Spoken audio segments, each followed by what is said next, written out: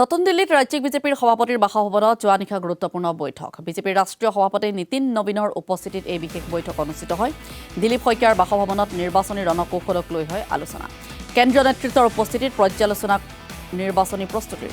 এই বৈঠকত উপস্থিত থাকে কেন্দ্ৰীয় মন্ত্ৰী সৰ্বানন্দ সোণোৱাল, পবিত্ৰ মাৰ্ঘেৰিটা। লগতে আছিল বিজেপিৰ ৰাষ্ট্ৰীয় সম্পাদক BL সন্তোষৰ লগতে বিজেপিৰ আটাইকেইগৰাকী সাংসদ।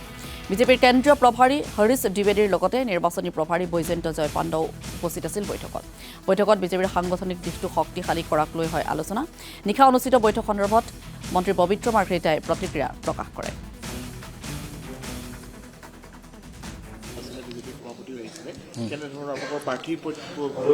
না আমি এনেধৰণৰ আমি সাংগঠনিক সভা অনুষ্ঠিত কৰি থাকোঁ। আমাৰ সাংসদসকলে সদায় সংগঠনৰ কাম কৰিব লাগিব। বুথৰ সভাপতিৰ পৰা সাংসদলৈকে মন্ত্ৰীলৈকে সকলোৱে প্ৰথমে এগৰাকী বিজেপিৰ কাৰ্যকৰ্তা। গতিকে সেই সূত্ৰেই আমি ৰাষ্ট্ৰীয় সভাপতি নীতিন নবীন ডাঙৰীয়া আৰু আমাৰ শীৰ্ষ নেতৃত্বৰ সৈতে কালি আমি বহিছিলোঁ।